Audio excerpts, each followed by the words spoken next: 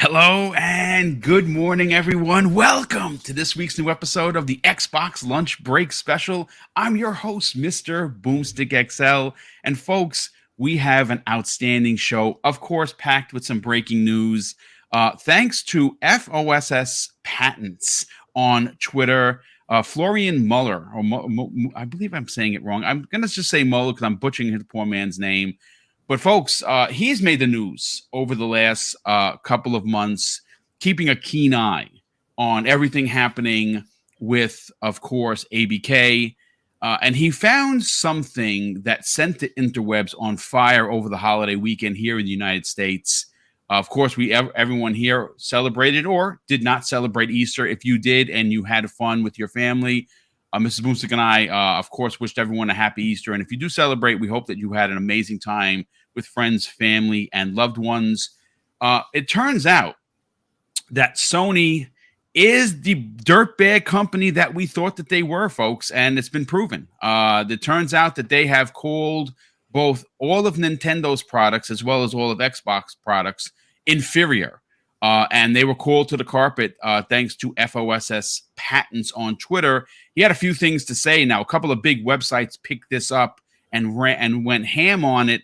The story that I'm pulling today specifically is written by VGC.com. Now, again, I know that there's been some people that have claimed, and they've done some silly things in the last couple of months that made me wonder if they were falling into the trap of, hey, hate Xbox, get clicks. And I don't really think so. I just think some things were said that were probably out of character for that site. I really do like them. And like I said, I stand by only a handful of publications that I trust and I read and I would put out there for you to follow. And VGC is one of them, at least in my personal opinion. I do like what Andy Robinson and the team there do on a daily basis. But we do have a special guest joining us today, and he just started a brand new YouTube channel that's dedicated to Western RPGs. You know him, Zemi Games. What's going on, brother? And first of all, you had your official first live event this last Thursday. How the hell did that work out? It was great, man. It was great. I'm so happy and privileged to say that I have an absolutely amazing co-host, Nice. Red Wolf Renegade. Yeah, I mean it's so easy running the podcast with him, man. Everything just feels super organic. He's a massive role-playing game fan, just like myself. So every single time that we talk about just any role-playing game, we could go on for hours and hours and hours. You have fun, right? Yeah, that's what it's all about, right? No, absolutely. Yeah. It's absolutely a blast. And what is just for the folks, and we have already 150 people here, which if you remember, Zemi, it took us an entire 2-hour show when I first started to get that many people. Of course, I'm incredibly humbled by the fact that people actually like what we're talking about. What is your new YouTube channel called, sir? Yeah, so it's called RPG What? So role-playing game, is RPG, and then what? I don't know why I put that there. It just sounds cool. So RPG What is the YouTube channel, and the podcast is the RPG What podcast. It airs every Thursday at 7 p.m. Nice. There you go, brother. Western RPGs. It's great. Yeah, listen, we love it. And you guys are coming in to a perfect time where Western RPGs, I don't know. There's a little one that may be from a company you haven't heard of called Bethesda, run by God Howard, is releasing Starfield. And you know something? You did something funny this morning, which is not out of character because Zemi Games is funny. He put out a poll for Game of the Year, and all the choices were Starfield, and I picked C, Starfield. I know a lot of people were like, I saw one guy respond to you saying that he picked the wrong one, and you were like, oh, which one was that? That was Vegeta said good stuff. I was like, oh, dang it, man. Which one did you mean to press? Hey, I think he said he meant to press A and he pressed B or whatever it was. But I mean, it's all funny games. But listen, folks, speaking about funny games, Web Dave not only making the rounds in one-on-ones and his new one with Lord Sovereign of course, of the Iron Lords podcast that went live today, but he had an amazing show, of course, yesterday with Retri from Game Pass _Daily. Dave, how the hell are you, man? I'm doing absolutely great, Boom. Thank you so much for having me on today. It's gonna be a good show. We got some hot topics with some salt and slander coming all all different directions today. So yeah, let's get into it. Yeah, I brought my bottle of water. Where is it? So I can drink because it is going to be very salty, and I don't want to get parched live on the air. Fuzzy Belvedere. First of all, brother, he again. If there's anyone that needs to get somewhere fast and make sure that he's here for a podcast, it's of course Fuzzy Belvedere. He made it here in record time. We weren't sure if he was going to make it, and even though he left an hour later, somehow the master of not unlocking but of unlocking the speed limit got here. How you doing, brother? Good morning. Welcome. Good morning, everyone. Glad to be here. Man, it was a bit of a journey down to Florida and back, but man, this is going to be an awesome week because Sony just keeps on making news, and Xbox is so close to this ABK deal getting wrapped up, and man, there's just so much to talk about. So I can't wait to get into it as well. Let's do this.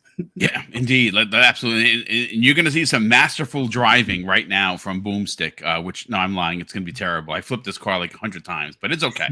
No one got hurt. No animals got hurt in the making of this video, which is, of course, important. First of all, James176, who's been a channel member, folks, for 34 months. James, thank you so much for the generosity. He says this. Hope everyone had a wonderful Easter. Indeed, brother, I did. Mrs. Boomstick and I chilled, played some games. She made an amazing meal, as she always does, because, well, when she puts her foot in it, it's going to be a good one. And listen, I hope everyone had a wonderful Easter, whether you celebrate it or you do not. But let's, again, we're always happy when, you're safe, sound, and enjoying yourself with friends and family. But look, let's rip this Band-Aid right off. Now, obviously, folks, I write these shows in advance. And when you get up in the morning on Monday, the last couple of years have been pretty plentiful for podcasters, specifically for my show, because, well, there's always breaking news. And, we have a story here written by Chris Scullion of VGC.com. And he talks about, in the headline title, patent expert calls Sony childish, unprofessional for calling rivals inferior in patent applications. And what are we talking about, folks? Well, Florian Muller, who has been working as a patent activist and analyst for more than 20 years, has criticized openly PlayStation's manufacturer in the latest post on his blog, FOSS Patents. Now, I'm going to add this blog so you could read for yourself everything that he broke down, folks. This is a discovery and a half. Now, this original story was from a Game Rant article. Now, I'm going to pull that up because obviously I love giving credit where credit is due. That's what we do here. This was published by GameRant.com. Joshua Duckworth published this story 3 days ago. This happened on Friday. And the headline of the story that he wrote, and of course I'm talking about Joshua, Sony throws shade at Microsoft and Nintendo in newly published patent. So let me go back to, of course, VGC. And there has been an update from VGC, which I wanted to make sure I put out there for everyone to see. And according to their update, it says this article has been updated to note that Muller cites Microsoft as a client on his blog, and that he has been a consultant for Blizzard between 1995 and 1998, and that Microsoft is currently trying to acquire Activision Blizzard. But it does go on to say that while VGC believes this story is still relevant because it involves someone with 20 years of experience in their field criticizing what they believe to be bad practice, we also believe that the context and potential vested interest should be acknowledged. Now, look, I'm going to tell you this. I have been following FOSS patents for quite some time. I can say with full authority and honesty, folks, that I don't think he's ever done anything for fame and fortune, meaning that he is not going to go out of his way to throw Sony, Nintendo, or Microsoft under the bus for the reason of him looking to have people click on his blog. I've never seen him act that way. He's always put out information that is vital to what is currently the hot topic of the situation, which is ABK. But I just want to read specifically the patents that has been written like this for a decade, and it says this, folks. Sony patent says, and it just used the controller, for just this particular subject. It says Sony patent says the controller could be used on a personal computer, a home entertainment system, e.g., Sony PlayStation 2, Sony PlayStation 3, Sony PlayStation 4, a portable gaming device, e.g., Sony PSP or Sony Vita, or at home entertainment system for different, inferior manufactured items. Now, obviously, I want to read specifically for what Mueller had to say. And he says, Mueller's, according to the article of what VGC wrote, Mueller states that not only is this stupid of Sony, it also is far from the first time they have done this.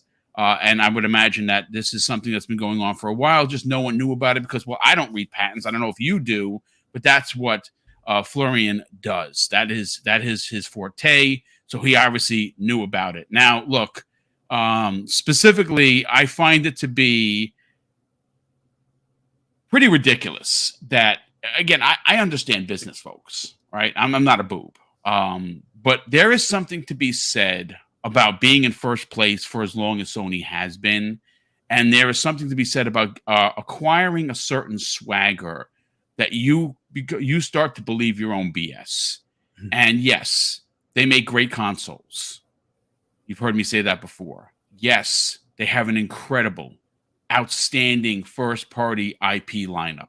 And they make really good games. Now, maybe they're not your games, but I enjoy them, right? So I find them to be very enjoyable. With all of that said, there is something to be said about showmanship, about professionalism. And the one thing that I will quote Mag, middle-aged game guy, who's a good, not only a good friend of mine personally, but he's on our show, Primetime Gaming. He's also co-host with Colt Eastwood on Monday's show, the XNC show, which is phenomenal. That he loves PlayStation, but hates Sony. And I have to reiterate that. I really dislike Sony. I dislike Jim Ryan in an amazing amount of ways because of how he has conducted himself as a leader during the entire ABK thing. And I know that some people, even myself, has said, well, Jim's just doing what Jim's supposed to do. He's supposed to fight for. What has gone on with Jim Ryan in the last couple of weeks is nothing short of an embarrassment to the company. And when this deal goes through, I have no doubt that they're going to be looking for a new leader. Because the amount of lying and kicking and screaming, and again, I said this before, and I haven't heard many people say this, they have taken, and it's funny because me and Zemi Games were talking about this prior. I almost like 23 minutes to the show, I was like, man, we should start. We're missing all the good stuff. What I specifically said about Sony and Jim Ryan was what they have done ultimately is alerted governments all over the world that gaming is a big business and not a niche product. And from moving past ABK, you're going to see a change where government, who we don't like in our business, are going to be poking their nose and putting an ear to the floor with anything with gaming. And that's because of Sony. Now, the way normal government used to work and gaming used to work, this is my description. Okay, I'm not reading this verbatim. I'm telling you this is how I thought of it. The government is a bridge that goes over not a raging river, but like just a river. And for years, folks, gaming has been the water just going through. And people who walked over the bridge were just happy that they didn't get their feet wet. When they walked to the store, their feet were dry. When they came back to go home, their feet were dry. That's the government. But now Sony's scorched earth way of thinking has now destroyed that bridge. Now you have to walk through the water. And that's the government. Now the government's going to be involved in everything, big business, when it comes to acquisitions and exclusive. Like I said, I don't know what's going to happen afterwards, but I assure you it's going to change. But I want to read some quotes before we bring in Zemi Games and the rest of the folks here to discuss exactly what is the the small breaking news for today. They go on to say this: hat tip to game rant, but it's not new. Mueller says in his blog, it's a long-standing Sony practice. They've been doing this since at least 2011. He goes on to say it's amazing that no one has discovered this tradition before, and that no patent office told them a long time ago to stop doing that once and for all. Patent applications are not meant to be propaganda instruments for console warriors. Mueller explains, according to the article, that it's common and legal mate for some patents to explain why the invention is superior to what is already available in order to prove why it should be patented. He goes on to say, in the context, there is nothing wrong with discussing specific technical drawbacks, such as an inferior performance, high power consumption, greater memory footprint, or of particular prior art, early inventions, he explains. But he goes on to say, but calling competitors generally inferior is gratuitous, stupid, childish, and unprofessional. Even if those manufacturers were inferior, it would not mean that whatever the invention a given Sony patent purports to describe. And he goes on to say, here, a universal controller is by definition invention and deserving of a patent and its protection. Zemi Gaines, look, you and I were talking, and what Florian said is something that you just said moments before we went live, and that was that if a product is inferior, there might be wordage to suggest that they are making a product that is in fact better than a current product that they're trying to patent, right? Yeah. But you see, this is Sony, and Sony is petty, and Sony does things that a lot of us don't like. Me especially. I've called Sony to the carpet more times than not because, well, I don't like a lot of the things they do. I like their games, sure, but I don't like the way they treat their customers. And I'm one of them because I buy their products. What are your thoughts on this pettiness? And more importantly, what Florian had to say, basically calling Sony childish.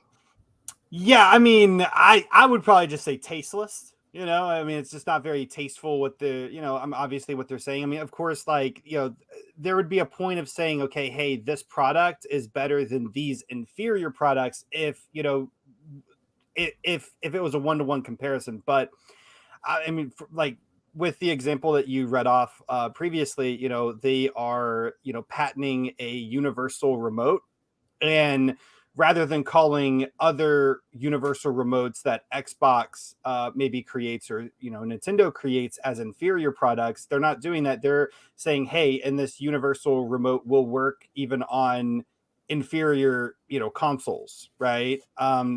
Which really doesn't have. There's no real reason why you should have to say that. I don't know. It's not very tasteful. I will say that. But I will also say that, I mean, to some people, I mean, you can look at this and say, Sony is just throwing shade, right? One way or another. But, this is a pretty awful way of doing it at the same point, because like you also mentioned, and I mentioned before in our short little brief conversation before the show actually went live, who reads patent applications or patents, right? Very true. Yeah. So for the mass majority of people, they're never even going to come across this. It's just weird, right? Like why would Sony even feel the need that they have to include those specific words in a patent application, right? Whenever they can just completely put in the same application, get the same exact results, and not have to insult someone. I don't get that, right? Overall tasteless. I don't think it's going to have huge ramifications. I don't think I agree. This is a story that's going to come and go. Right? Yeah, absolutely. It's really kind of more of just hey, this, I deal in patents all day long, every single day. Here's a really interesting tidbit that you would have never seen before if I didn't mention it, kind of thing. Which, it's an interesting news story. And it's interesting to have these facts. And I think, for the people that read this article, they're going to learn a little bit more about Sony than Sony maybe wanted you to know in the first place. Yeah, but ultimately I think it's a tasteless way of putting in a patent application. I agree. I mean, again, so folks, I have it as breaking, obviously, because we just found out about it this morning, and I thought it'd be a good way to open up the show. We have a lot of great topics to get into. One of which is, Halo hitting the gut again. Can I jump in? I think also that is the first time in history anyone said, I think that is a tasteless way to put in a patent application. I think that's the first time ever in history. It might be. Yeah, there you go. I mean, that's so silly. I put it to this way: the more that we learn about Sony, the more what we thought who we thought that they were, they actually turn out to be, and in some cases, a little worse. Like I said, we're never going to sit here and say that Sony doesn't make good products. Now, if you feel that way, I hear you. I'm not going to argue with you. If Xbox and Nintendo are your thing, and you're like, Sony doesn't do anything I like, boom. You know what? That's cool. I like playing everywhere because I like choice. But if that's what you feel, I'm not going to argue with you. But I got to be honest with you. You'll never hear me say, Dave, that Sony doesn't deserve to be where they are, because they do. Whether you agree or you don't agree, they've put out many concurrent years of incredible content. They've had great hardware. Now, is it less powerful than the Xbox? Sure. Is it a terrible product? No, it's not. It's just I like their stuff. So they have earned first place, but they have gotten there in pretty ugly ways. And we, obviously, I'm not going to reiterate the list of things that I dislike about them, about, charging for crossplay, charging $10 for, updated graphics and things of that nature. And the list just goes on and on about things that they've done that are considered anti-consumer. Let's not even get into the anti-competitive aspect of why they're in first place by boxing out Microsoft, because Nintendo's always really done their own thing, right? Nintendo just does what Nintendo does, and they're very successful. And their console, which I play each and every day, sometimes 2 and 3 times a day, I'll put it this way: as an Xbox dude, my Switch probably gets double the amount of Xbox time because I play with Mrs. Boom, and it's more of a couples thing, right? So we have fun together. But so Nintendo does their own thing, right? They're always going to do their own thing, even if their system runs at 720p. People still buying it in droves, right? Look at this terribleness that I just ran my vehicle into. I'm the worst driver. I really am. This mission that someone made was hard as hell. It takes me like 10 tries to get it to actually to finish it. But Dave, I want to get into the report and the confirmation that Sony's pettiness seems to have no end. And if there's anything that you know about Sony, they love giving digs. They love telling you when their product is selling 10 times over everyone else. They're real slick on telling you how many PlayStation 5s have sold, that it's outpacing every PlayStation before it. Again, that's facts, right? That's just the facts. They won't tell you that Horizon Forbidden West didn't sell well, and that the only numbers that they have is because they forced that copy onto people here in the States to buy when you buy the PlayStation 5, they charge you $50, but they're like, hey, no, don't look at that extra $50. We're giving you a game. So they use those numbers to inflate what the game didn't sell. And we've also seen them not talk about, let's say, PlayStation VR 2.0. The story came and went that they have cut manufacturing by 20%. That story came out. No one's talking about it. No one's talking about any of the games. The only time we heard that like a legit review of it was at least the one that I saw and read was from ACG, who said that it's not only not a good Horizon game, but not a good VR game on top of that. And I trust ACG indubitably. But this is one of those things that, again, is it going to make you not buy a PlayStation? Probably not. I mean, like it's just a dumb patent, but it's the pettiness, Dave. Yeah. That is on top of everything that they do that is disingenuous, not only to the industry, but to the consumer base. I don't know. What are your thoughts on this? Well, like you said, they definitely like taking the digs and making themselves look in the best light, which, a lot of companies do, but at the expense of other companies. The way they word it is definitely, I guess it's a cultural thing, maybe. I don't know. It's possibly, but I don't think it's it's very respectable for a big company to do so. But you got to look at, they're also incredibly I guess disingenuous, like you said, when it comes to them talking about oh, if we don't get Call of Duty, we don't, it's going to destroy us, and the world is ending and the sky's falling, and they're Microsoft is trying to destroy Sony, and they continue to throw those lies out there, which are incredibly false.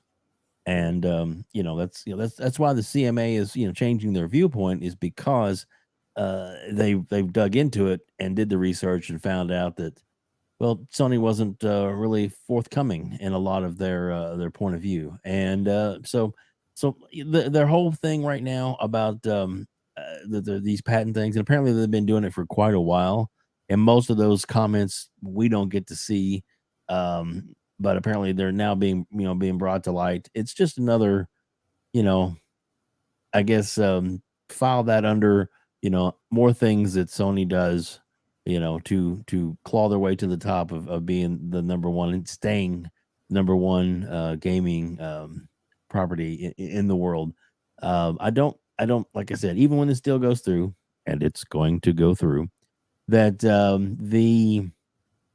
their position in the marketplace is not going to fall. They're not going to change they're going to be continued to be number one, probably for quite a while longer, but it's going to more even the playing field, and in the future as things come out. And I believe that no matter what the hate is coming up right now, for Redfall, when Redfall finally releases and we can all get our hands on it, which is less than a month away, we're really going to see the momentum start to shift as far as some of the perception. And then when Skyrim wanna be in space comes out, we all know what that is.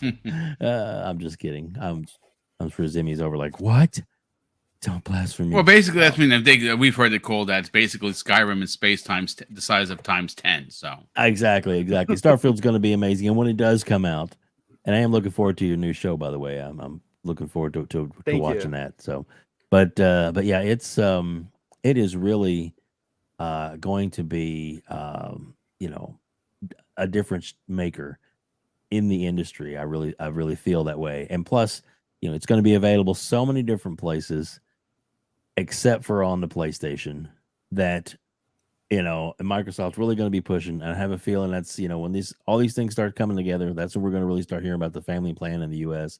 All these kind of things are going to start falling into place, and it's just another file that they have, a folder for their file of I guess just bad takes that Sony has done. This year doesn't really look that good for Sony unless you're an absolute and I say it, a fanboy fanatic that just absolutely, is entrenched in Sony and Sony can do no wrong. To you, it's like, this is what they need to do. This is where we need to be.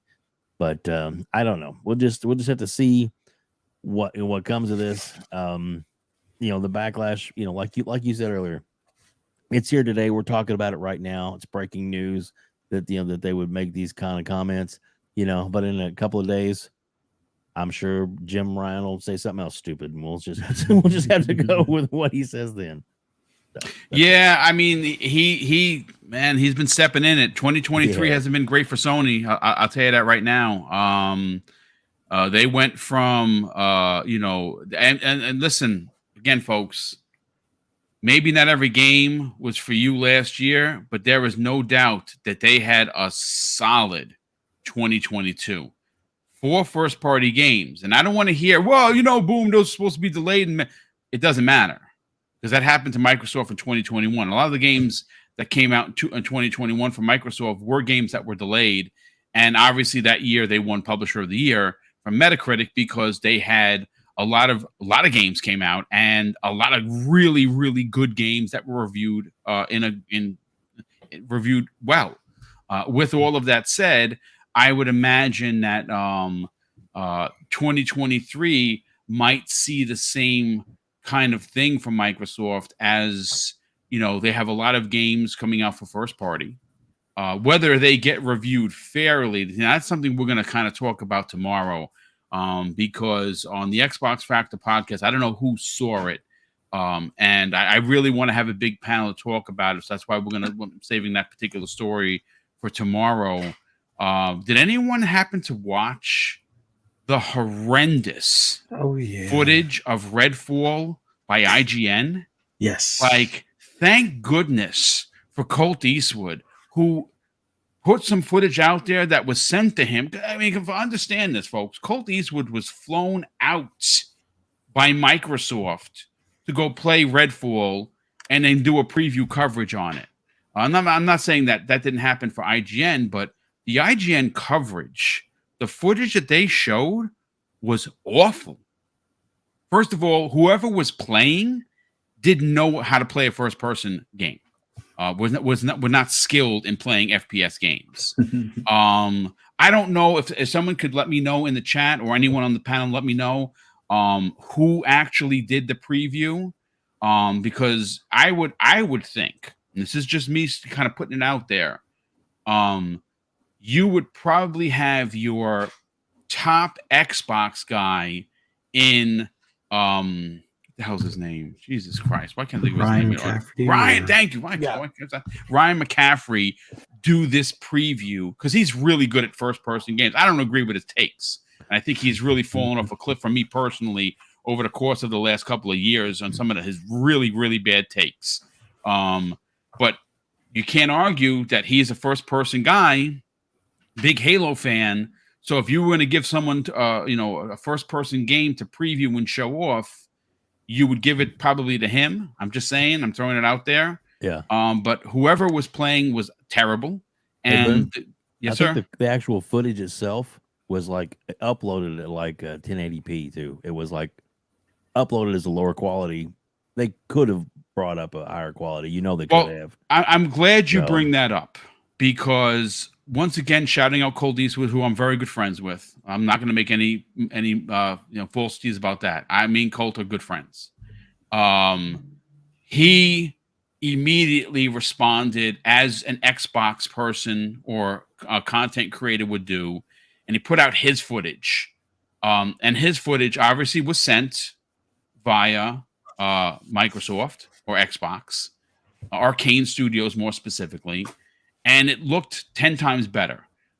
So I'm sorry for being long-winded. Mrs. Boom says my biggest issue. I love to talk, folks. That's why I'm a good host. My whole point in being is it really, really, just really frustrates me as a content creator.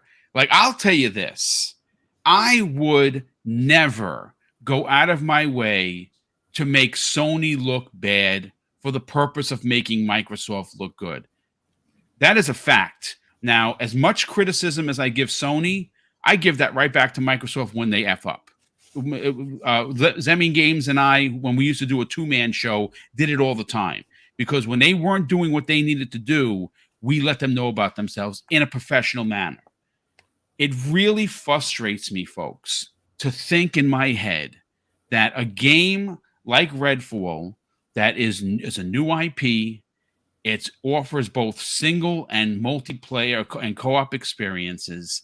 The game, every time I've seen it, looks better. And because it's a Microsoft exclusive, because it's an Xbox exclusive, there are actually going to be journalists who are going to knock off points for that alone. And if you think that I'm exaggerating, then I'm not even going to try and argue with you. If that's what you feel, that's what you feel. That's what my heart is telling me. Because when Deathloop launched as an exclusive for PlayStation, and it was one of those Game of the Year nominees for all of that, it was great. Now, I did not like Deathloop at all. I found it to be, for me anyway, not the game I expected it to be. And that's okay. Not every game is for every gamer. But to think that Redfall is already seemingly to be under the foot of the gaming media industry before it even releases makes me believe that this game is going to get bombed by the media, no matter how good it is, because it's simply because it is an Xbox exclusive. I'm sorry, that's how I feel, folks. That's just how I feel. If you feel that I'm lying, please call me out. Call me out in the chat. I'd be more than happy to read it out there. But Fuzzy, let's rewind this back to this patent that has been at play for over a decade, or potentially, well over a decade, thanks to Florian Muller, who pointed it out. This is just more Sony pettiness. Yeah. And they continue to be petty, and no one calls them to the carpet for it. The industry actually cheers on this kind of behavior, which disgusts me. Let's talk about it. Well, I mean, this is from the same group that told you to get a second job to get a PS3. I mean, who plays old games? Hey, well, by the way, we want you to pay extra for the PS Plus Ultimate or Premium. Yeah, Premium, I think is what they call it, for the old games that they ask who plays type of thing. So it doesn't surprise me that Sony kind of slipped that in there. And you would think that's something like an intern would do, like the same thing with the CMA when they were using the emojis. Oh, inferior product. From like the automotive standpoint, it was always, you worked on, say, if you were making an improvement, you just specified the improvement, whether it's time savings or more efficient, things along those lines. You never really, worried about, calling out a competing product, because your patent is to basically make sure you're not doing like I kind of forget the word now, but like trade dress. You don't want to have like a carbon copy of your competitor. You want to specify the improvements on that, so that way you can come to market with the product. So them referencing their competition as inferior, that's so Sony. It's almost like we should not be surprised with the, like you said, the pettiness that they like to throw shade on Xbox, and have been trying to either kill them, cancel them, destroy them, however you want to look at it. They've basically put a target on Xbox ever since, I guess, they heard about Bill Gates wanting to counter them with the home console and whatnot, or be in every home type of deal as opposed to Windows. So it's I don't know if it's a cultural thing, but it's definitely the current Sony leadership, and they, no one's going to check them on it. I mean, great on Mueller, or Mueller. I apologize if I'm butchering his name, but applause to him for calling it out and pointing it out. But yeah, this is typical Sony. whenever there's good news of one of their competitors, they always, in the past, although they've been a little shy with their showcases as of late, they would always announce another showcase or sales numbers like, "Hey, we sold 20 million." And, they've kicked Microsoft in the ribs when they were down multiple times. Absolutely, Mm-hmm. So it just goes to show the I won't say the ethics, but the mindset within that brand or within that group. So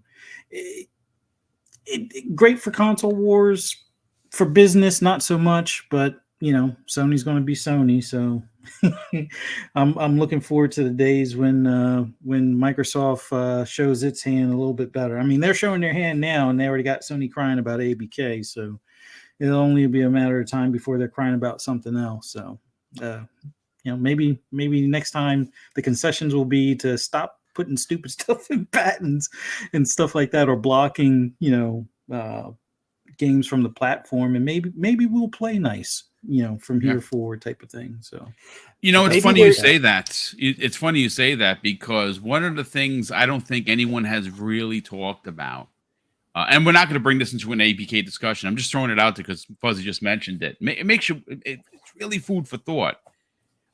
We have all discussed, as we roll into nearly 500 people here. Big thank you for tuning in for today's episode. We have all discussed what Sony wants. Like, Sony wants X, Y, and Z. And if they don't get it, they're going to throw a temper tantrum and lie to regulators, right? Has anyone actually thought for a second what some of those concessions might be for Microsoft leaving Call of Duty on their platform? Like, we have learned, like, again, folks, I don't care where Call of Duty goes. I don't care if it goes to every console known to mankind. I don't care, because I know that all I have to press is download, and it's going to be on my Xbox. That's where I'm going to play it. And I'm not even going to play the multiplayer, because I could care less. I just want the single player. I'm old like that. But there's got to, being that the EU moved Sony off of the board, the CMA moved Sony off of the board, Brazil, who was the first to pass it, had it right all along about that it's not going to hurt competition. And obviously Japan has approved, and we know why Japan approved. Again, the 98% to 2 is, there's no reason to block it.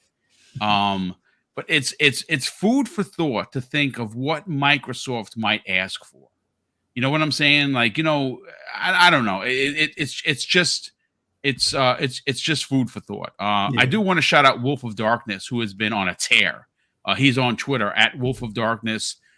He's been putting out some really, really great community like context tweets out there. One of which we're actually going to use today for a topic, which I thought was brilliant. I love the way he engages the community. So if you're not following him, definitely follow Wolf of Darkness on Twitter.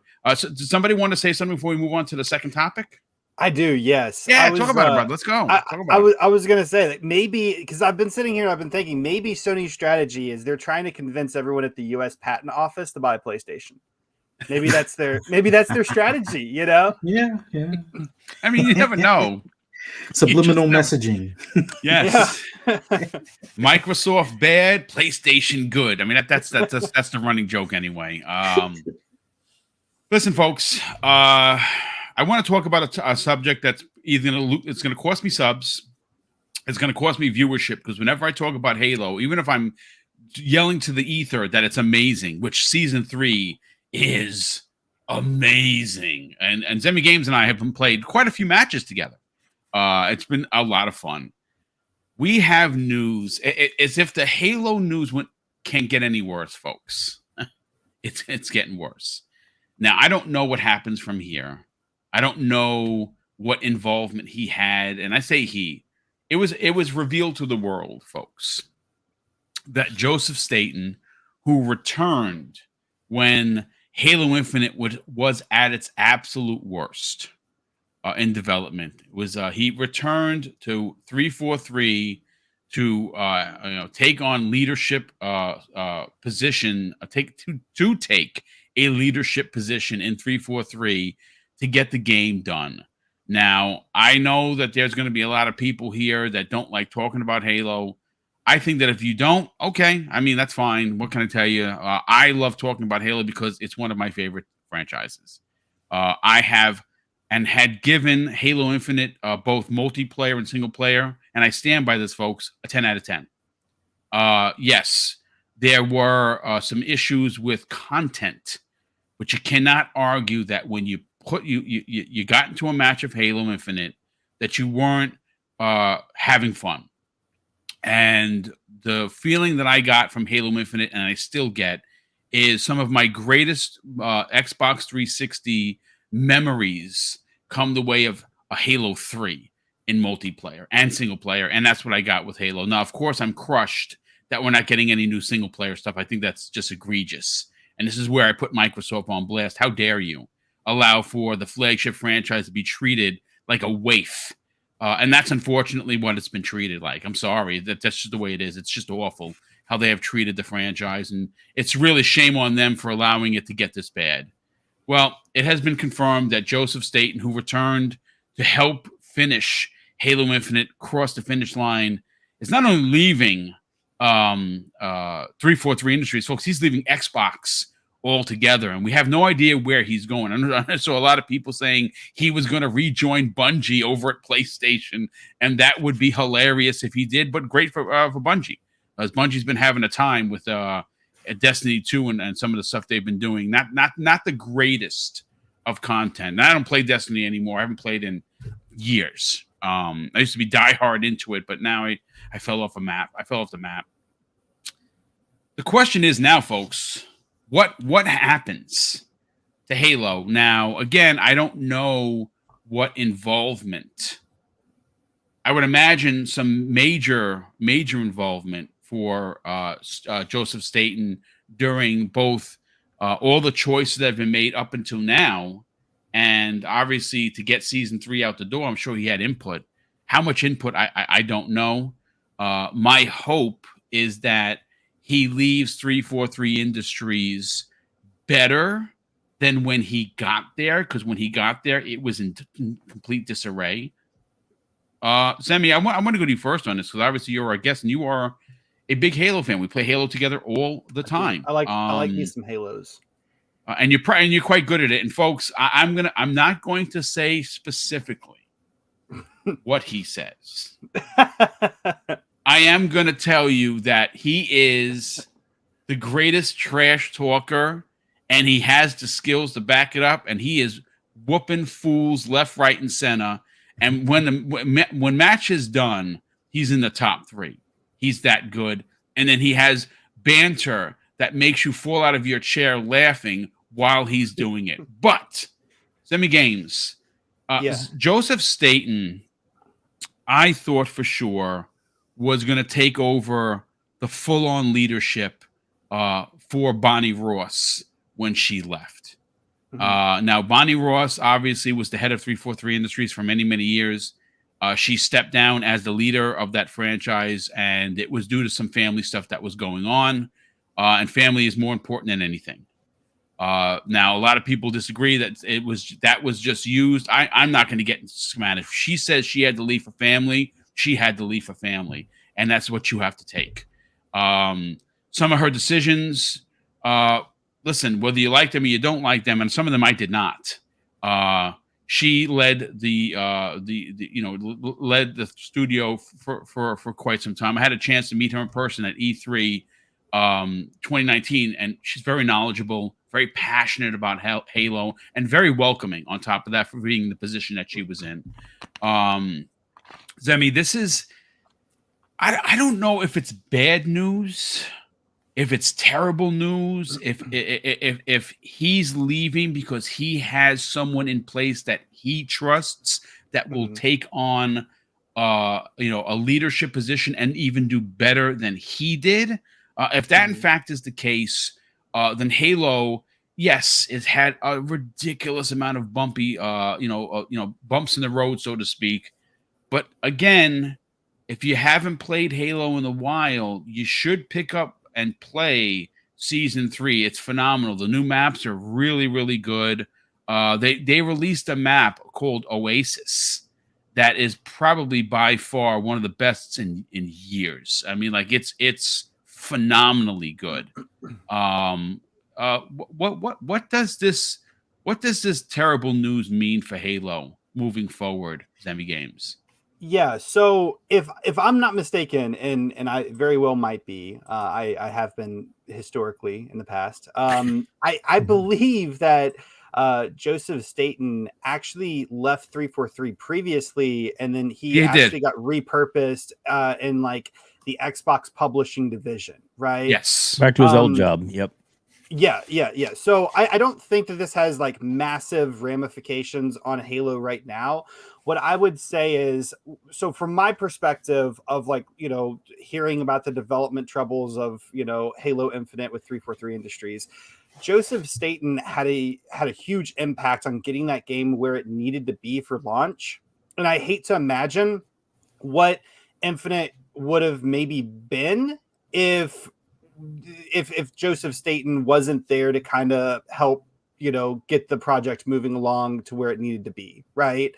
So I don't think the issue really comes from like the perspective of, okay, well, what's going on with Halo like right now? Because as Joseph was over in the Xbox publishing kind of side of things, I'm sure he had some say maybe into what's going on at 343, but not as much as he previously did as like the head of creative, right?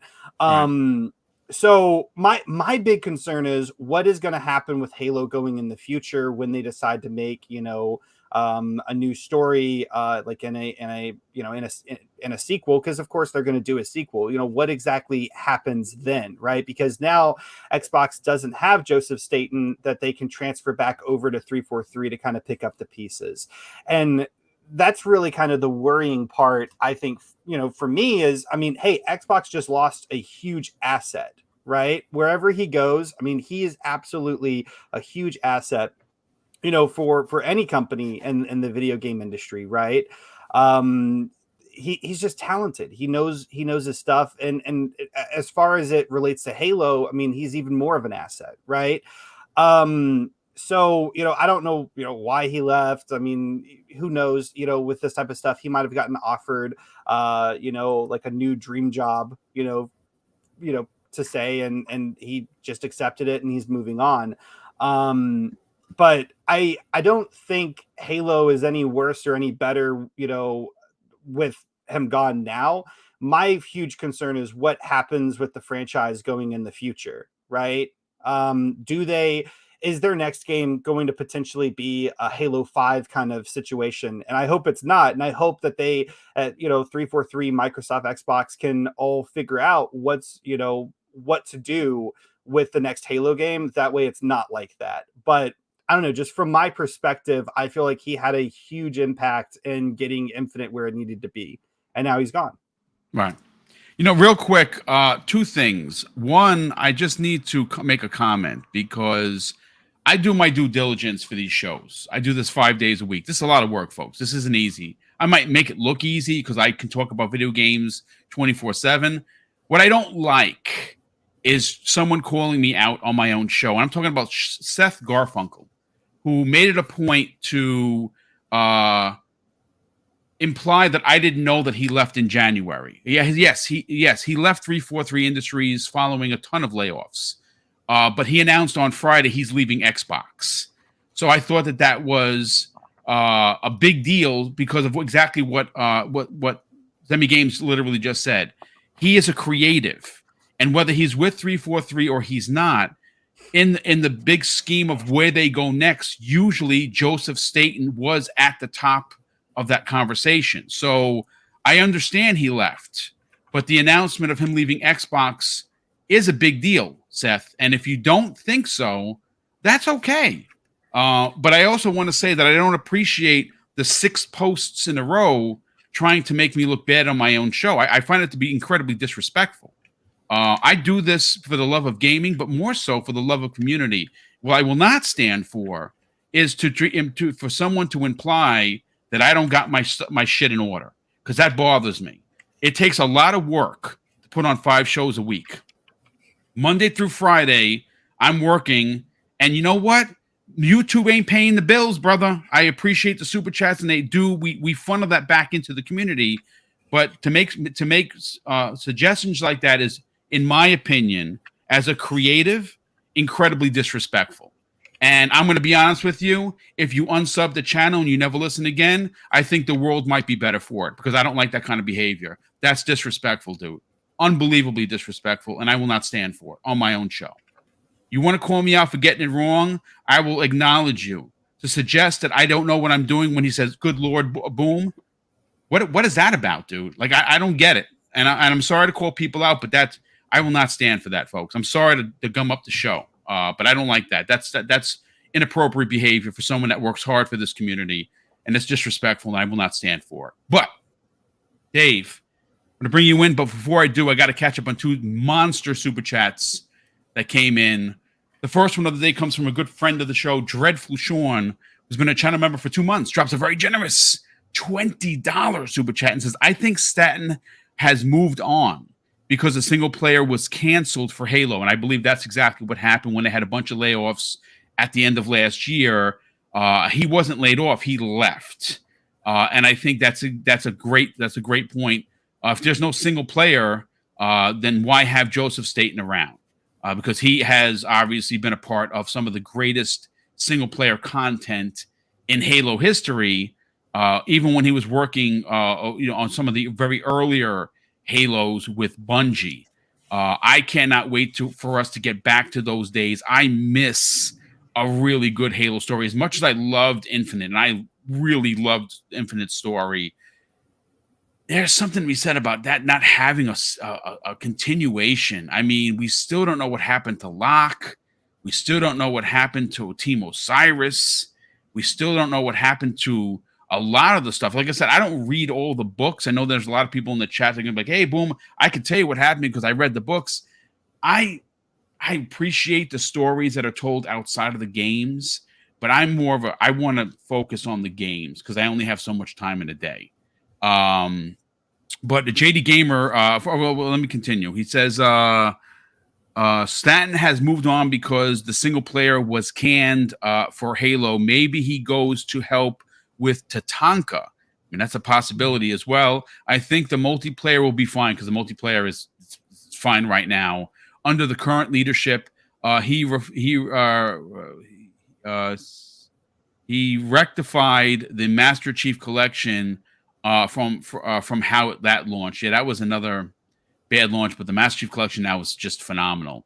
JD Gamer drops not 1, folks, but 2 in the first one. Wow, JD, this is amazing. He drops a $50 super chat, and he says, different perspective. I don't think Staten leaving will be a bad thing for Halo.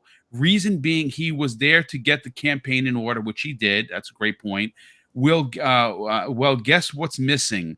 New campaign content. So no, I don't think he was the right man for the job. I mean, it's possible. Maybe his ideology wasn't where they wanted to take the story, folks. I don't know. I just know that Halo is a flagship property. It's what most people will I think in gaming. I don't care what side of the coin you are, whether you're a Sony guy, gal, Nintendo stan, or Xbox person. I think we can all agree, without pointing fingers and yelling at each other, that when you look at and you consider Xbox as a brand, Master Chief is our Mario or Kratos, right? Like, I mean, pick whoever your favorite character in Sony is, whether that be Nathan Drake, whoever your number 1 character is. That is what Master Chief is for Xbox.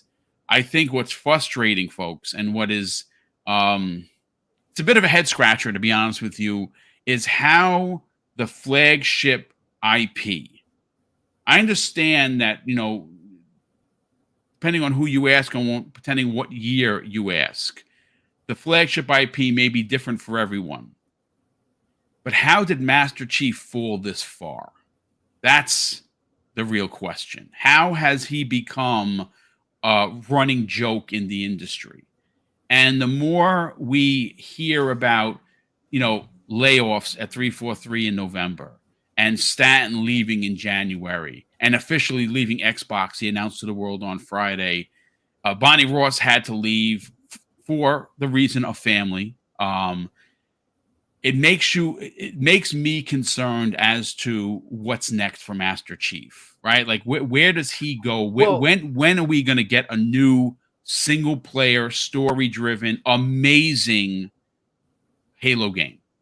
I mean, also remember all of the talent that they lost, right? During the development of Halo Infinite. I mean, it was, it was very frequent that we were on the Xbox Factor podcast talking about, so-and-so he leaves, so-and-so he leaves. And yeah. Yeah. No, I mean, listen, I agree. I think you're onto something. It's been a while. It's been a while since we've had a big titled person leave, because we did see them leave in droves. But I know there's a lot of people in the chat that are saying, hey, what if Activision takes over? I don't know if that's the answer, folks. You know what I'm saying? Like 343 is Halo. You just have to put better leadership there to make better decisions. And, we did hear, and again, folks, I'm only, saying what I read. There was a lot of dysfunction at 343 Industries, through the development of Halo Infinite. We heard that they changed engines very late. It was originally going to be Unreal Engine, then they switched to the Slipstream engine. Now we're hearing that the new Halo is moving back to Unreal Engine 5, which I'm very happy for. I don't know. I just want I just want the next Halo, folks, to be one of those bombastic releases that we saw that were like part of the zeitgeist of gaming. Like, who remembers Halo 3 and that release? It was big. In fact, it's even more so special for me because it happened on my birthday, which was awesome when it released.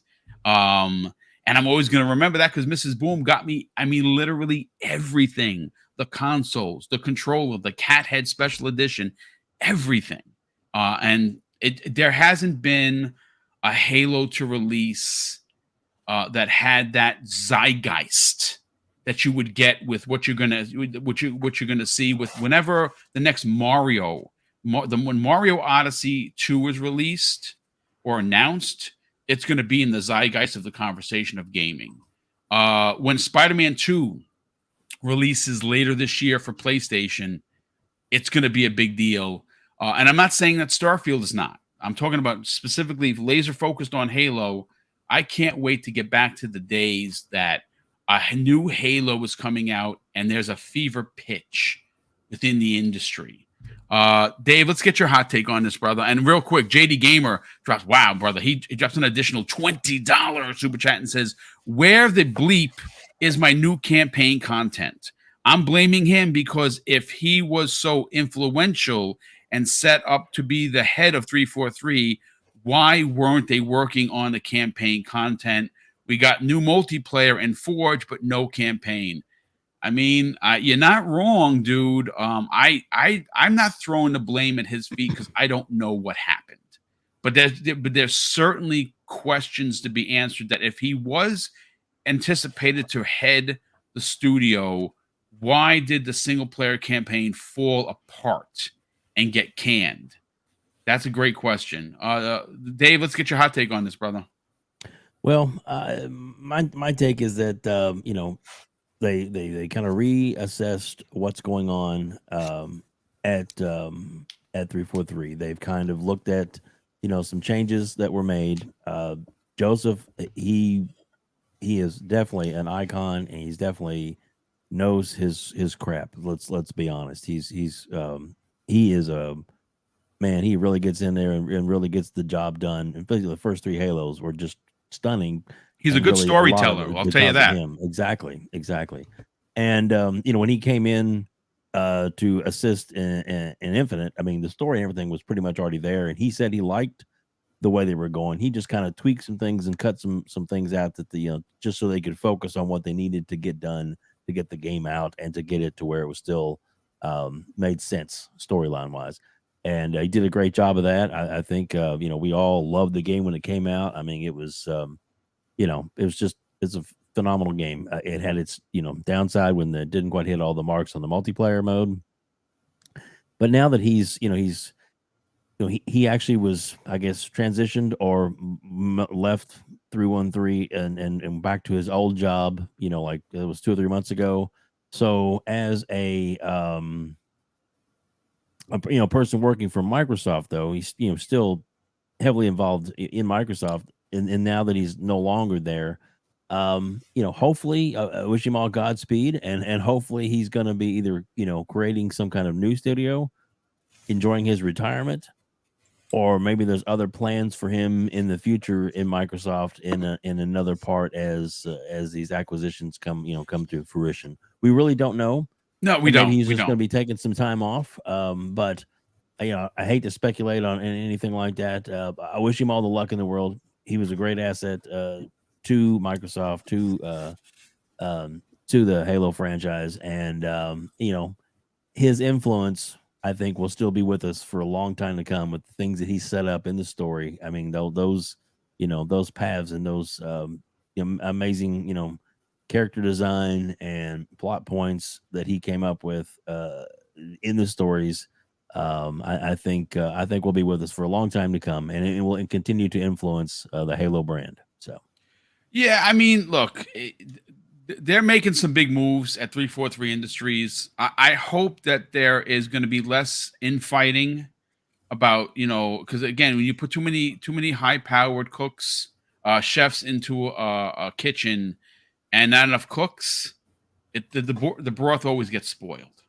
I think that's what was happening at 343 Industries. I will say this: I find it very hard to believe that something like the Flood, even though we heard they were rumored to be a part of Halo Infinite at some point, never made it into the game. Like, it is. I don't know, man. I mean, I may not be a creative in the sense of where I can write you a Halo side story, but there are so many talented people in this community that have, like, live on the show. Fuzzy Belvedere talked about they would love to see a horror-based. I know Zemi wouldn't unless it was co-op, but a horror-based co-op. Yes, please. Oh my a god, horror-based, like side story for Halo. Mhm. It would be pretty great.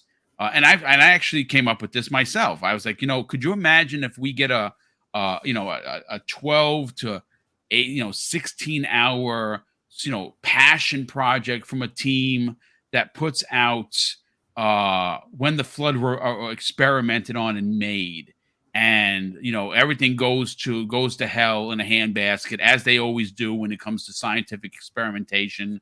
And one of the lone survivors of the lab is tasked to picking up a pulse rifle, or one of the a pair of guns, and has to get to an extraction point.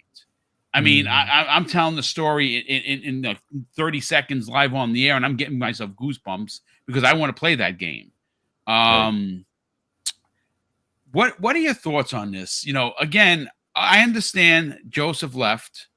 He hasn't been with the the studio for quite some time. Yeah. There is something to be said about having him down the hall to pick up a phone and be like, "Hey, listen, this is what we're thinking about doing for story. What are your thoughts?" Or him currently working on unofficially, "Hey, this is what I'm thinking for the next story or the DLC," before it was canceled. I mean, is Joseph Staten leaving Xbox that big of a deal, or you think it's a big nothing burger? I would disagree with the nothing burger. I think he brings a lot to the table. What are your thoughts, Fuzzy? Well, as someone that's just a casual Halo player, I do apologize, guys. I'm more into Forza than I am Halo, but That's for the okay. time That's that fine. I've spent playing Halo, like I played and completed the campaign for Halo 5, played a good bit of the campaign for Halo Infinite, and also did a lot of the Halo multiplayer with, the fun speculation family and stuff. But for me, I think the only worry I have, and I won't say it's a worry as much. It definitely wouldn't reflect well if he winds up landing at Bungie. I mean, I understand his history with Bungie in the past, but it just seems like to me, a person that has that much involvement in the lore of your tentpole franchise, even if all heads can't agree between 343 and him, I would say it's worth probably keeping that talent on hand. Like, I understand he was doing the publishing thing kind of as like a fallback when they did the layoffs to kind of keep him around, but you can't have him sitting in the corner twiddling his thumbs either. Right. So if a studio needs to be formed, or maybe like you were kind of referring, when the ABK deal becomes a completed task, that he, maybe he takes over Raven Studio or something to that effect. They should have tried extremely hard to try to retain him if they can, and or try to see if they can keep him as an advisory, as long as he's not employed by Bungie. But I won't say it'd be a sad day if he does wind up at Bungie. The optics of it is the only thing to me. Even just being a casual Halo player, it would look like there's more fire smoldering somewhere back at 343 or whatever the case may be. Now, I know I believe it's Pierre or Pierre, I think it is. Pierre. Yeah, with him having the ability, basically ringing in the all the issues and fixing them for Master Chief Collection. He has a task in front of him for sure. Yeah. So I think everything is basically in good hands, although the cancellation of the single player stuff, like you said, having side missions, maybe the continuation story for Locke, or like a horror add-on for the Flood, almost like what they did with Gears of War expansions that they had. Yes, which they need to continue that. Yes. Having things like that, because the key thing is, yes, multiplayer is where a lot of people are going to spend their time, but when you're building things for a subscription service, having those add-on DLCs, much like even Forza Horizon, and other games where you like, even Ghostwire is coming in and it's going to have additional content that's, I think, added for free. So those things help your subscription base. So in the grand scheme of things, as far as business is concerned, they should probably keep an individual like that on call, or at least on the books if they can. But then again, he could have been like, this was a rough couple of years, these past few years. I need to take a mental break for X amount of months, years, weeks, whatever type of deal. Or maybe like you guys attended to as well. Maybe he's like, you know what? I can make my own studio now. Because that's the thing. Like, everybody was talking about consolidation and stuff like that before with the whole ABK and whatnot. I know we don't want to focus on that too much, but new studios pop up all the time. So that fear of like, one company owning all studios, rule them all, that's like the Eye of Sauron.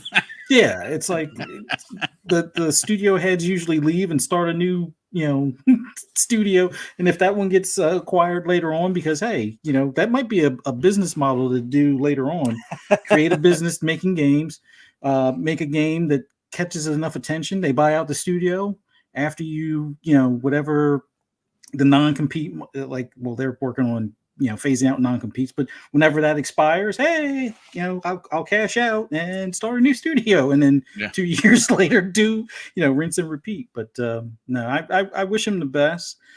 I just, for optics sake, I just hope it's not back to Bungie, but it is what it is if it is. So, it would make headlines if that was the case. I'll tell you that right now. If he did find his way back to Bungie, apparently they want to tell a story that he's looking the right. And again, would it surprise me Not at all. No, absolutely not at all.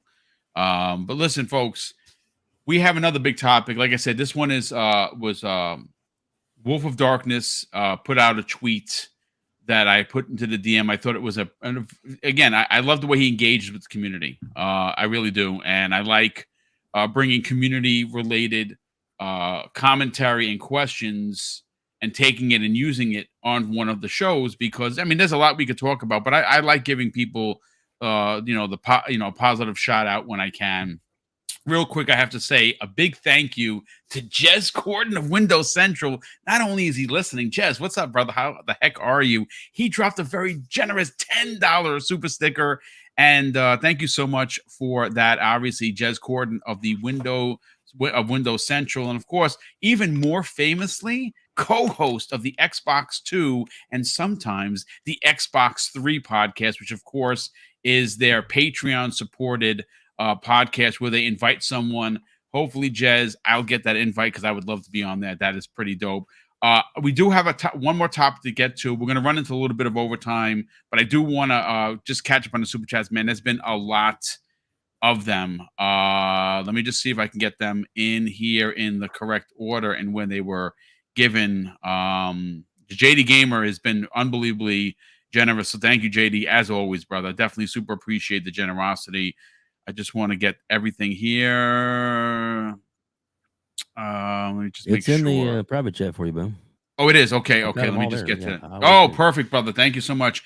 Again, Jez Corden dropped a very generous 10-pound super chat. So obviously, Jez, thank you so much for the generosity, but more importantly, for even being here. JD Gamer drops an additional $10 super chat and says, "Here's a novel thought. Stop trying to make Halo into Fortnite. Stop chasing fads. Halo is Halo. Just make a great Halo game every 4 to 5 years and release some DLC. Have a separate BA mode, FTP Halo." Yeah, I mean, I can't wait to see what Certain Affinity is doing, to be honest with you. I mean, I'll tell you right now, if it is a Battle Royale game, I'm probably not going to play it because I don't even play Fortnite. I buy their characters when they're someone special to me, like Captain America or someone like Master Chief. I'll buy the character and play for a little bit, get killed by all the kids out there, and be like, yep, I just realized that Fortnite is just not for me. JD Gamer drops, Dan the Man Cunningham drops a very generous $5 super chat and says, Halo's had too much bad publicity. I say give 343 a new IP to work on while keeping the online portion of Halo running and give it time to breathe. Yeah, I mean, at this point, they do. I mean, they're switching the game over to Unreal Engine 5. We know that that's confirmed. Like I said, I love Halo Infinite. Multiplayer is just phenomenal. Season 3 is such a breath of fresh air. You got a lot of maps, a lot of modes. The new gun I'm not a fan of because there's no auto to it. I hate the one that boop, boop, boop. I hate it. It's just one shot. It's not my thing, but it's a lot of fun. I've had no problems with it. I got it to level 76 in the battle pass. I stopped because of Resident Evil 4, which is so freaking good, but I definitely got to get back to it. We also have, let's see. We got another super chat coming in from JD Gamer. Wow, brother. Thank you. Drops an additional $10 super chat and says, I like Staten to being a great plumber and changed with keeping the water running. I check on the project 2 years later and it's still like the walls look great. I'm like, yeah, but do they have water not running? Why is the water not running? I mean, listen, there is something to be said about some of the decisions that he personally made. I don't know. Again, I can't really say for sure what he is responsible for, but he was the leader. He came in while they were in disarray. So, I mean, if it's his project, from the onset, maybe we can give him more blame. I'm here to say that I don't care who got it wrong. I don't care who ruined Halo. Whether that's Bonnie Ross's fault, whether that's some of the leadership that left 343 in droves. Pete Hintz, Pierre Hintz is now running the show. Let's give him a chance to work on it and figure it out. hopefully, and he's a Halo guy, folks. Hopefully, he's the right leader, and that we will get some single player campaign stuff for whatever is after Halo Infinite. JD Gamer dropped an additional $20 super chat and said, "Sorry, Boom, this is a hotspot for me. Everyone dogging on Halo Infinite while agreeing that the game is actually a great game, but no, it hasn't had the content and should have. That is that's what a lot of people fail to point out. I mean, there should have been more single player content, dude. This game was in development for years. The fact that there is a huge portion of it that got scrapped that we're never going to know about is very sad. I don't know what else to say, but thank you for the ridiculous generosity. Folks, I want to move on to, again, this topic comes the way of Wolf of Darkness. And I threw this into the chat for in our DMs to kind of have this conversation. There's a lot of excitement for Xbox in 2023. And Starfield, at least in my opinion, I honestly believe is going to be one of those games that is going to potentially take on the gaming industry, turn it on its head. I'm expecting incredible things. But Wolf of Darkness put out a tweet over the weekend where he specifically mentioned, Starfield. But he said it in a way where he put a list of games out there, and actually he said you can only pick one. And I kind of wanted to change it up because for me, my most anticipated game is Starfield for a million reasons. And I want to talk about 2024 and beyond. And the games that he put in here, and I'm going to make this hard for the community. I'm going to make this hard for the panel members. You're only allowed to pick one of these 5, 10, 15, 25 games that he has on the list here as your most anticipated. It has to be, this is the most anticipated I am for any one game outside of 2023. He has Senua Saga, and we all think that's coming this year. The Outer Worlds 2. Let's see. Age of Empires is this year as well. Stalker 2 is this year. Fable, Project Mara, Indiana Jones, Everwild. Let's see. The Elder Scrolls 6, Gear 6, Avowed, Perfect Dark, State of Decay 3, Wolfenstein 3, or Contraband, or something that you pick. Zemi Games, I want to go to you. I kind of think I know your answer. Yeah, you're like, this is going to be so hard for everyone in the chat, everyone on the panel. It's going to be so difficult. No, it's not. That's not. Elder Scrolls 6. Next question. Yeah. Come on. No. I mean, honestly, Short and for real. So you say Elder Scrolls 6 is your most anticipated game from Microsoft first party. Why though? Why is it? Why is Elder Scrolls such an important part of your gamers? Your DNA, if you will. I mean, it's just life, it's just life. It's love. It's great.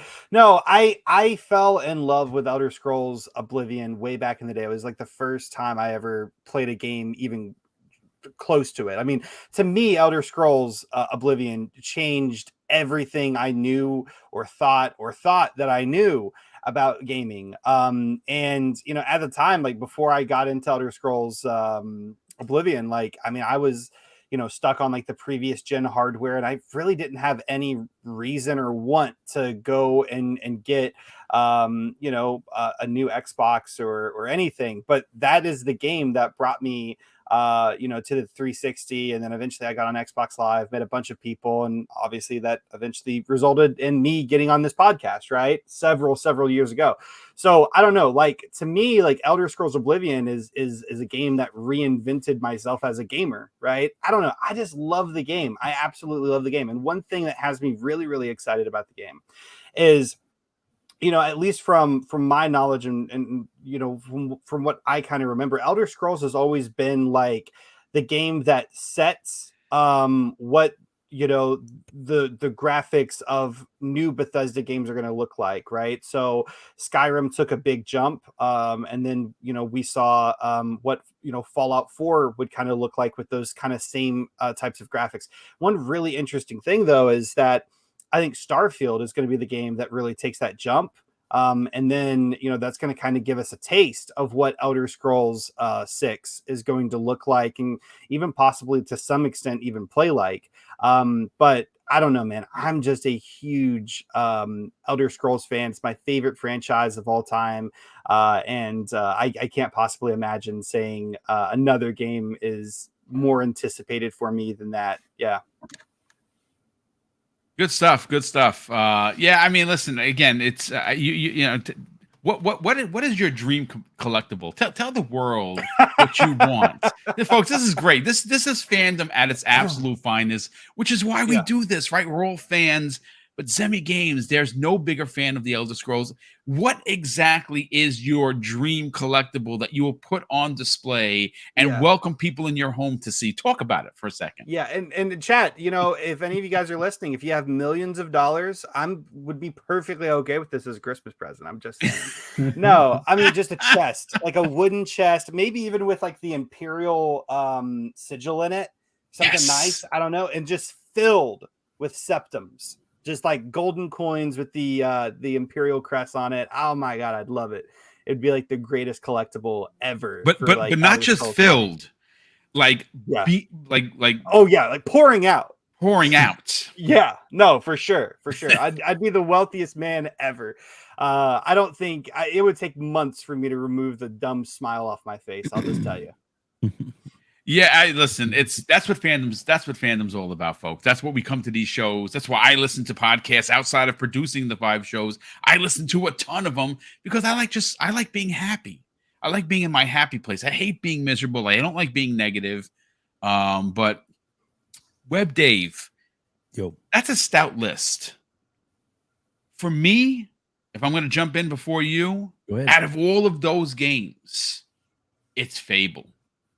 It's Fable because Fable is one of those OG Xbox titles that should not have existed when it came out. It's a game that was released by Lionhead Studios that had literally no right to be as good as it was.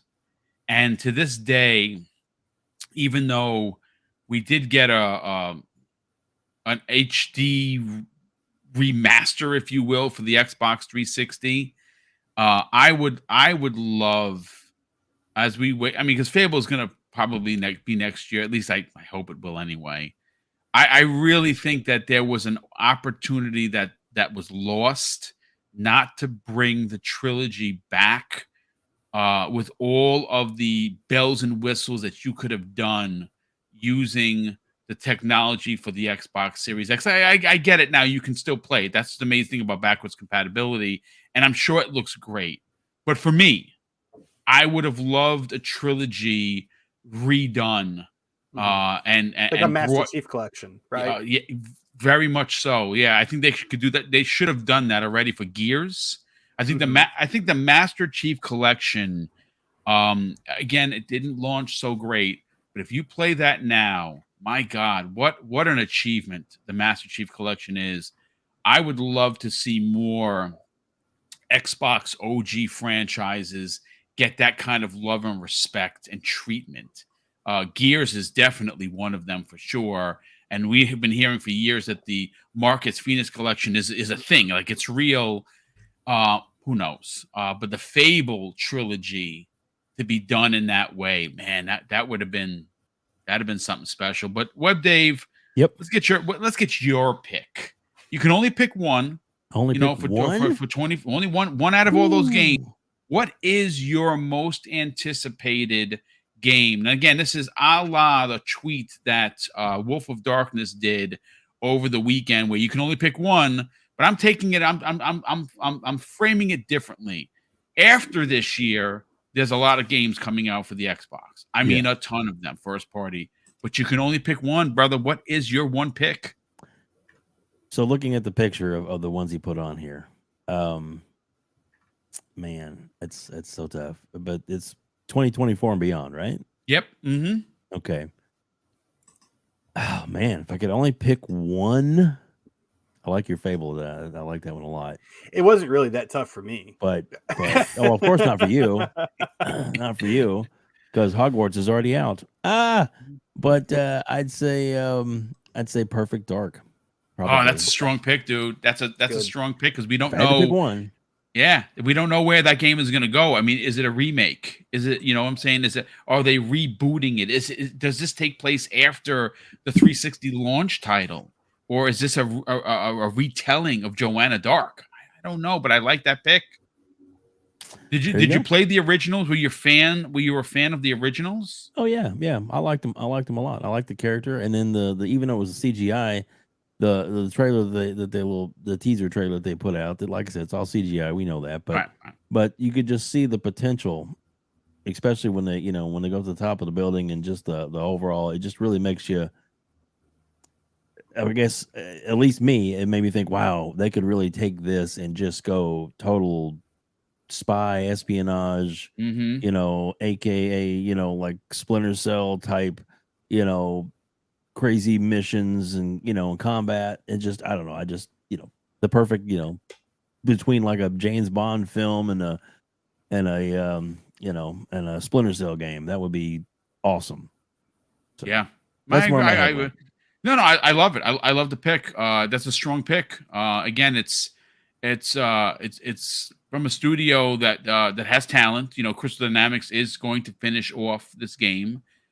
We do know that they're in heavy development of it, along with a new Tomb Raider as well. There's rumors that Tomb Raider is going to launch before this game. I say take all the time you want. Yep. There's the Xbox literally has so many first party games coming out without the ABK deal that there's no reason to rush games anymore. There's no reason that you're fighting content or you're trying to find content for Xbox Game Pass, because there's literally 23 studios now. They're going to be close to 40 when this deal is done, and they're not stopping. So I mean, that's good. There could come a point in Xbox where they have 50 studios, and at that point, there's literally I think right now there's no reason to rush a game. Just delay it. Starfield's a perfect example of that. Nobody wants a Bethesda game. Some people say, "Oh yeah, but it's kind of what they do." No. Let's do a new trend. I kind of want a buggy Bethesda. No, you don't. No, you don't. I kind of do. Yeah. You don't want your pilot of whatever's going to look head spinning like Ellie was for that horrendous the PC port of The Last of Us where she's spinning. I actually thought that was fake, folks. I was like, somebody did this, and that's actually from the game. And you know what? It literally made me laugh out loud, and that's how you know it's funny. Like I can chuckle, but when I laugh out loud, that's it's funny. Well, maybe just a few bugs. Maybe just a few bugs then. I guess you have to have a bug in there for whatever. Yeah. Let's see. We had okay. So real quick, let's get the final opinion from Fuzzy. Fuzzy, Mhm. I know it's easy to say Forza because that is of course your go-to. But Forza Horizon 5 is out. The DLC came out. I'm not such a big fan. It's a little small for me. I'm kind of done with it. I'm going to be honest. I just, after like the 25th or 26th time that I've had the helicopter say left, right, center, I was like, yeah, this is what I used to like about Sega Rally, but this is what I didn't like about Sega Rally. So, out of the list of known games that are coming out, what is your one top pick, brother? All right, so depending on how Forza Motorsport lands, if it lands this year, fingers crossed, maybe October-ish, what we could see next year, and you said of the known ones, and then I'm going to go a little off script with his list. I'm going to go with, fingers crossed on this one, Compulsion's game. Yes. That's a great pick, think it's dude. like referred to as Project Nightmare, where it's kind of like in the South or in like Louisiana in the bayou or something like that. So, and it's got like dark magic and stuff like that. I'm real curious on this one. And it's that game. And yes, I know Phil can be excited about all the new projects that Xbox has going, but this is one that he had mentioned a couple of times as far as Yep. catching his attention. So I'm really curious to see what this one's about. And it almost feels like, I don't want to say this one's going to be a shadow drop, but it's like it's kind of gone silent.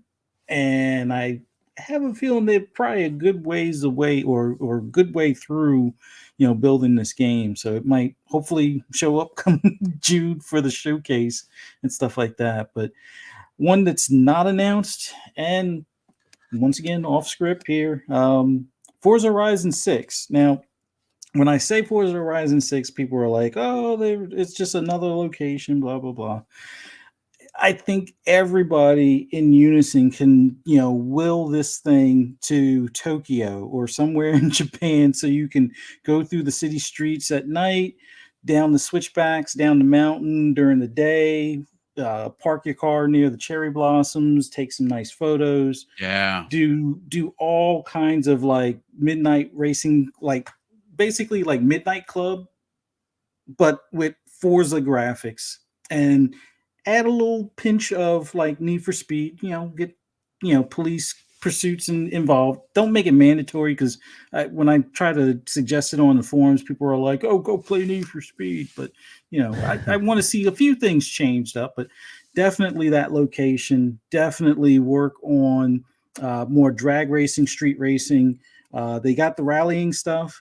I don't know if you really want to do it down the mountainside, because those cliffs are kind of steep out there. But yeah, that's the one I really want to see them take it up a notch. Not as worried about map size, just the vibrant colors, the varied, weather like they did with Horizon 4, and just the varied or variety of different biomes and things like that. That's the key thing I want to see out of that next Forza Horizon. And a lot of the newer cars, like I know they had recently added like the new Z and the what else did they add? The Supra and stuff like that. But there's a few more cars that they can, do like 2019 and newer, or 2022 and newer. Hopefully they get mixed in there, because that location, it needs to be like Fast and Furious, but without having the cheesy movie stuff in it, and just go all out throughout the streets, tearing up a new festival kind of thing. That's what I want. Yeah, I mean, listen, great pick, great pick. Listen, folks, I hope that we went into a little bit of overtime. Normally, this is a 90-minute show. We're a little bit over. I want to apologize for a bit of a rant that I had. You don't ever see me like that, folks. But I don't like getting insulted on my own show. You want to have a conversation with me, that's great. The minute you start, post after post after post, you're being insistent, and now you're being a dick. And when you act like that to me, as someone who goes out of his way to be as welcoming as I am, that's a sore spot for me, folks. So I apologize for a little bit of a 5-minute rant. I don't like that. I think that my dad taught me when we were kids. He would say, Craig, if you ain't got nothing nice to say, don't say it at all. Sometimes people need to understand that if the show isn't for you, then unsubscribe and don't follow and don't like. Hit the thumbs. In fact, I would even encourage you, if you're not happy with the content, hit the thumbs down button. That makes me better when I see that. I'm like, what am I doing wrong that people are hitting the thumbs down button? But I don't think that was the case today. I think we're talking about something that was announced midday Friday, and I think it's a conversation. Now, maybe other podcasts aren't talking about that, but that's why you tune into Double Barrel Gaming, because we do sometimes go outside of the norm. And I thought that Staten Leaving Xbox was worthy of enough of a conversation. And if you didn't, well, then I highly encourage that you hit the thumbs down button for the podcast and unsubscribe. Okay, let me get to that, brother. We had, let's see, JD Gamer. Wow, brother, I cannot thank you for the generosity. As always, he drops an additional very generous $5 super chat and says, question for the panel: which announced Xbox games will be the most graphical powerhouse in this generation, and how good they will be? I think that if I had to pick one, it's probably going to be Hellblade 2. It is Ninja Theory. They are the masters of graphics and what we have seen so far. I mean, just look at what that Unreal Engine demo produced. That was just a demo. I understand that that's running on a PC, but I think that once we get it home to our Xbox and you put that on, I think it's going to be bonkers. Drawn TJ drops a very generous $5 super chat and says, put 2022 and 2023 cars in and make it a service game where you keep adding expansions to give them time to make the next one. That's a great idea, actually. But let's get to the outro. Zemi Games, sell your brand, brother. Talk about RPG, what your new weekday, weeknights, because usually it's Thursdays at 7 p.m. Yes. About Western RPGs and the conversations you're going to have with your co-host, which we're eventually going to get on this program as well. Maybe we'll get you both on to an X Vlog live in the coming weeks, and we'll talk up Starfield or something. Maybe we'll get some new Starfield news we can get into. Talk about where they can follow you on social media, but more importantly, your newly launched YouTube channel. Yeah, no, absolutely. And Boom, thank you so much for throwing out the invite. It's always a pleasure jumping on here and talking games with all of you guys. And Web Dave, I haven't seen you in forever. We need to jump into a party sometime. But we do. Yeah. So you guys can follow me on Twitter at Zimmy Games. And then I did just launch a new YouTube channel called RPG What. It's a channel that basically just covers Western RPGs. So games like Mass Effect, Skyrim, Fallout, so on and so forth. Starfield is about to come up. So is Diablo 4. And so I'm going to be creating a lot of content for that. But we also have a podcast called the RPG What Podcast. And we basically talk about the same exact thing, Western RPGs. And that podcast goes live every single Thursday at 7 p.m. Eastern Standard Time. So if you really like Western RPGs, definitely stop by, say hi. We also release a poll every single Monday, and I'm going to be throwing that poll up here probably after the show today. And it's just a fun Western role-playing game kind of question that we do a deep dive in and just kind of discuss on the podcast every week. So feel free to interact with that as well. But Boom, once again, thank you so much, man, for the invite, and I can't wait to be back on sometime soon. Yeah, brother, thank you so much for joining us, and congratulations on launching your new podcast. Real quick, let's see, where was this? 2 more super chats are in the list. Yeah, I saw that, Dave. Thank you so much, brother. Dreadpool said he put out a poll, and he says I should use this. And I'm going to use this tomorrow because we're talking about Redfield tomorrow. He says, whose gameplay is worse, Boom's driving or IGN's Redfall gunplay? I'm dead. I'm actually going to put that poll up. And Dave, you're going to have to walk me through again because I cannot figure out how to do these polls live. It's I don't understand. I guess I'm just that dense. We'll talk after the show. Yeah, I'll get as soon as we're out the show, we'll do it. Yeah, absolutely. Dave, sell your brand, brother. You launched an amazing one-on-one today with one of the Iron Lords known as Lord Sovereign, who had a chance to hang out with quite a bit in E3 2019. Very, very good dude. Great interview. But you also have a weekly show on Sunday evenings at 7 p.m. Eastern Standard Time called the Gamers Council Podcast with Retri from Game Pass _daily. Talk about where people could support both of your not only your YouTube channel, but both of these shows that you do. Well, I appreciate that, Boom. Thank you so much for having me on today. I can't thank you enough for making me part of your amazing community.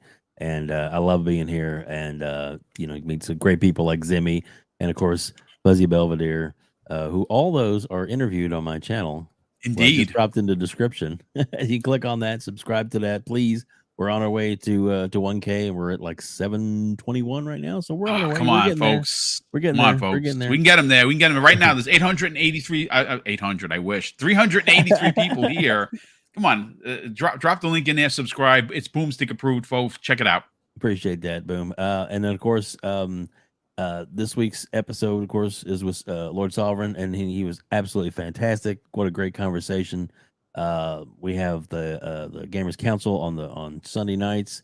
And we're looking to have some pretty big guests. We're going to probably have you on soon whenever you get Yes, some indeed. time. Yeah, in the coming weeks for sure. Just let us know. The Absolutely. door's always open for you, buddy. You know that. I cannot wait to be on that show and help promote it as much as I can. The last thing is that I'll say that the next week's episode is another good one. It's already filmed it in the can, and that'll be post up interviewing him. He's fantastic. Oh man, what a great content provider! And also to remind you, there's two more super chats.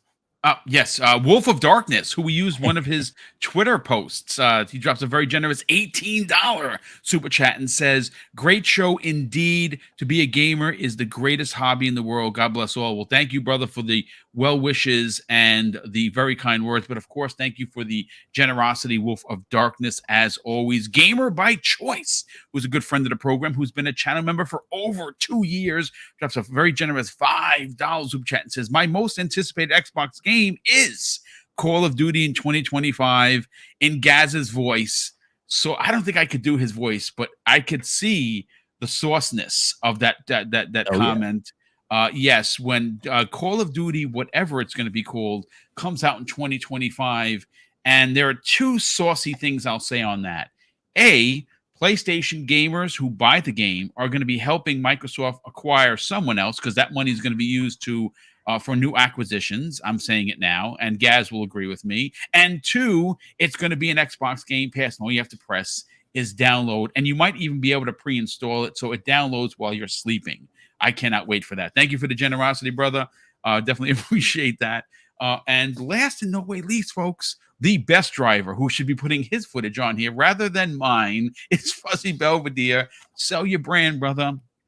Tell everyone. Just want to thank you guys for having me on. Yeah, talk about it. It's always great being here with you, Zemi. I think we've been on a couple of podcasts earlier on, and I know you were making games for a bit and doing other things, but it's always cool hearing your thoughts and takes on things. So thank you for joining us today. It was awesome. And man, always love being here with you, Boom and Dave. And shout out to Crazy Louie. I knew he had some things he had to take care of. Business meeting. He was mad he couldn't be here, poor guy. But man, this was an awesome time, and thanks to everybody in the chat for joining us, catching us live, and interacting with us, and everybody that'll catch this on replay. Yes. And for those that want to hear my rambles or rants on anything gaming related, just follow me on Twitter at Fuzzy_Belvedere. And then if you want to see me in other places, I'll be on FSP on Fun Speculations channel at 10 p.m. Eastern Standard Time tonight. And then right back here on Double Barrel Gaming for Breakfast with Boom, 10 a.m. on Friday morning. Look forward to seeing you there.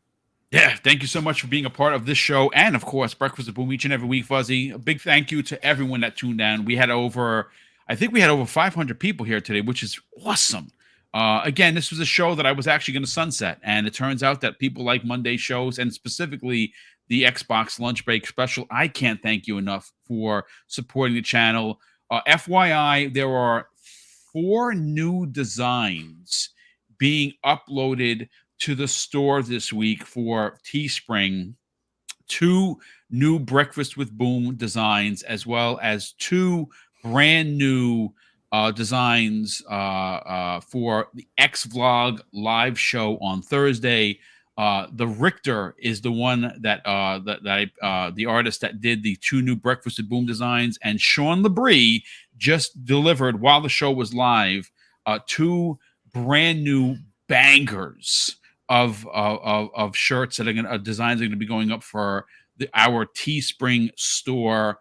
4 new designs this week. Later on in this week, I'll have all the final proofs, and I'll upload everything.